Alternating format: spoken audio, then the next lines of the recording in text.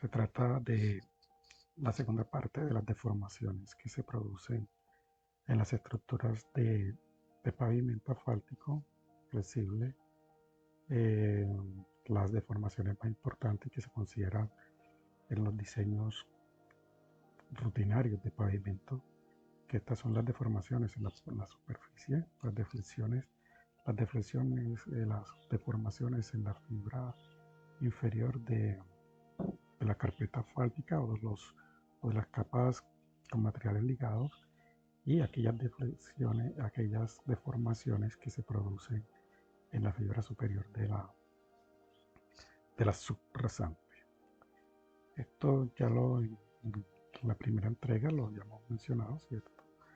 Y aquí se esquematizan aquellas situaciones que hemos venido hablando. Entonces tenemos deflexiones, esfuerzos y deformaciones normalmente relacionadas a las zonas de contactos de las diferentes capas. Esta segunda parte trata básicamente de los esfuerzos y deformaciones en la subrasante, que normalmente es una de las capas más con menor competencia en cuanto al aspecto de su capacidad estructural, y la función de las capas superiores son precisamente tratar de que los esfuerzos y las deformaciones que lleguen a estas capas inferiores, que van a tener inclusive variaciones en su comportamiento por cuestiones de carácter medioambientales, clima, en fin, sean, sean tolerables con respecto a las cargas que se aplican o se aplicarán. Eh, una de las situaciones más importantes en estos diseños de tipo mecánico empírico es que precisamente se haga el control a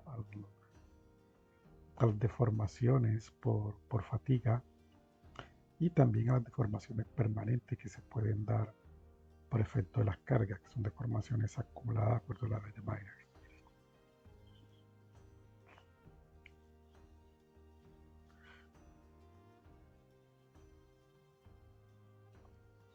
Eh,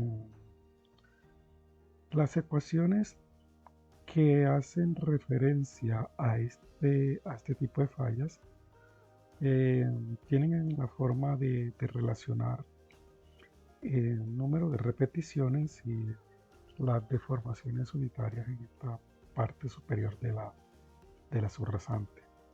Muchas de estas ecuaciones nacen como resultado del análisis de, de la información que se pudo obtener en la pista de prueba del hacho, y la variación en algunas corresponde básicamente al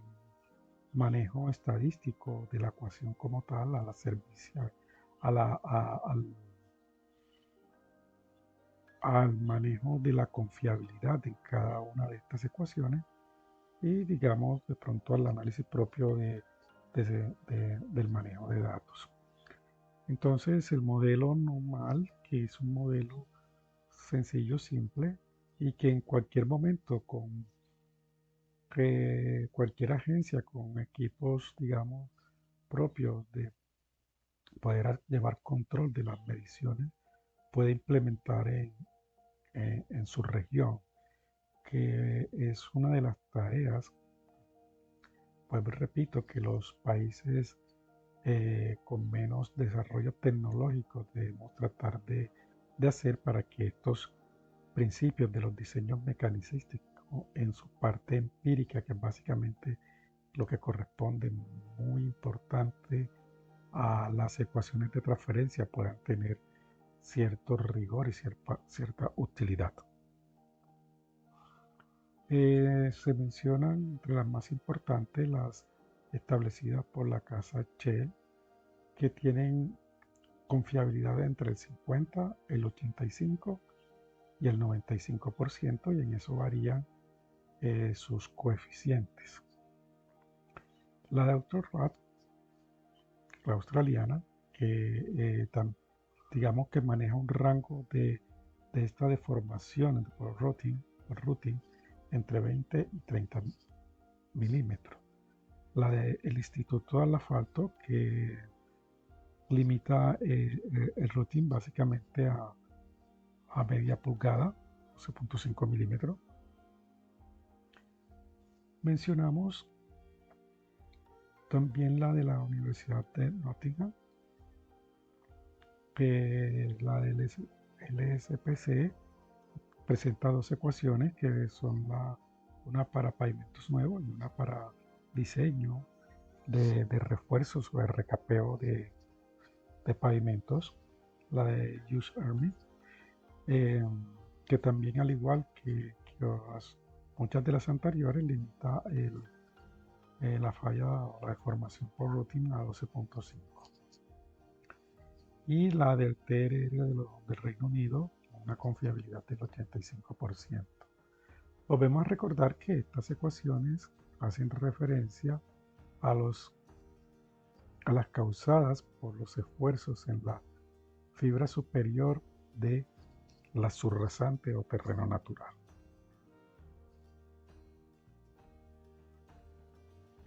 Otra forma de entender o de cuantificar los daños que se pueden producir en esta fibra superior de la subrasante es determinando los esfuerzos verticales en la misma. Es de menor uso, lo vemos menos en la literatura, y la mayoría son, digamos, de haberse formulado hace ya bastante tiempo. Tienen algunas restricciones, como que básicamente corresponden, repetimos, en algunos casos a los resultados del ensayo ACHO, y otras han sido, digamos, establecidas para determinadas condiciones de tipo de suelo y de humedad. Entonces, en estos casos, la utilización universal de estas ecuaciones se tiene que hacer con sumo cuidado y teniendo en consideración que probablemente no tengan la aplicabilidad al problema propio que estemos nosotros formulando. Entonces, las más importantes de estas son las de Geoffrey, Tormod y Kerkhoven, Acon y Foss, y del CRR de Bélgica. Y en este caso se trata básicamente de establecer los esfuerzos que se producen a nivel de la subrasante. Tienen una particularidad muy especial y digamos que de mucho interés, que es que involucran una condición geomecánica de la subrasante, ya sea con el mónico, a veces puede utilizar el módulo resiliente, y en el caso de la de Bélgica, involucra el persever. El n siempre corresponde al número de repeticiones que puede soportar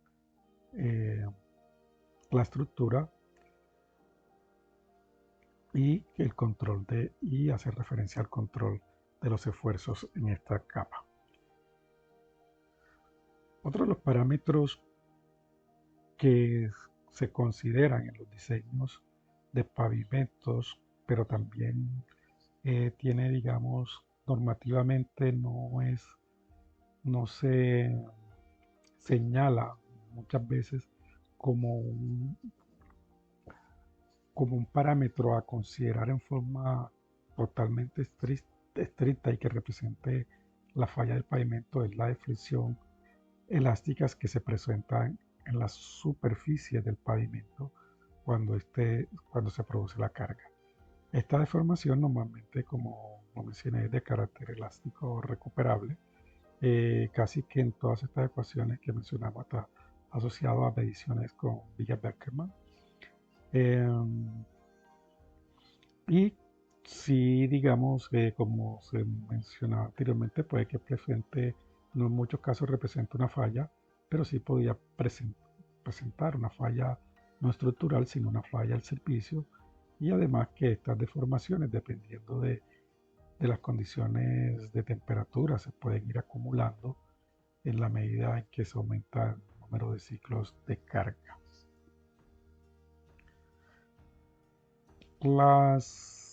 más comunes de estos admisibles en cuanto a la expresión, se tiene, por ejemplo, del método rumano, en donde P está en toneladas, en el resto eh, eh, normalmente P está en toneladas y las mediciones se dan, los datos admisibles se dan en milímetros. Y normalmente el N corresponde a ejes de 8,2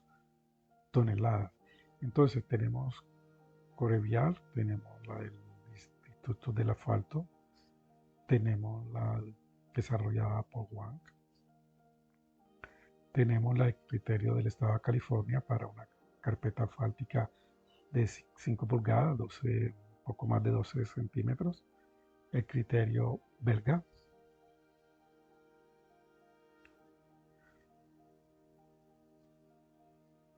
Tenemos el criterio de Ivanov, en este caso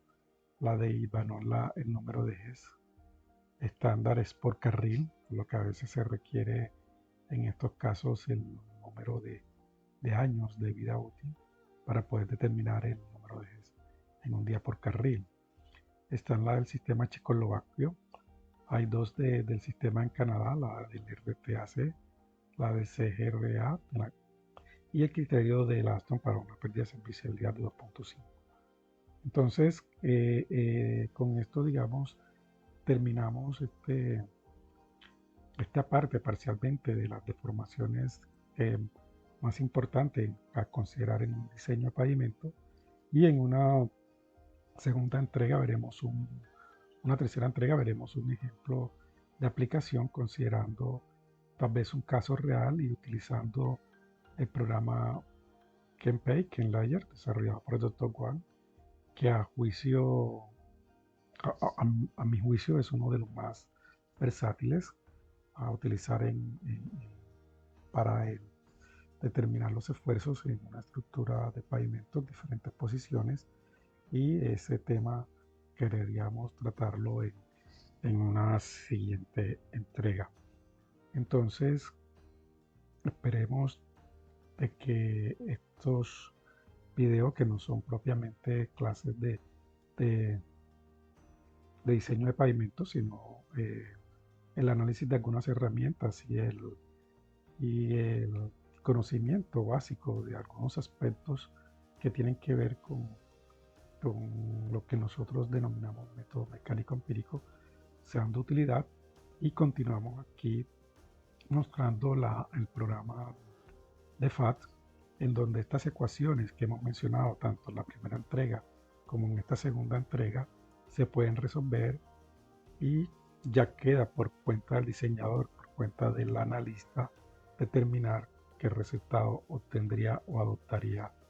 para su diseño, para lo cual, además de tener el resultado numérico, debe tener algunas apreciaciones sobre usos anteriores en su región de ciertas ecuaciones y tener algún aspecto de conocimiento de cuál ha sido el performance, el comportamiento de esas estructuras desarrolladas y establecidas con algunos tipos de ecuaciones. Entonces, los saludo y hasta una próxima entrega.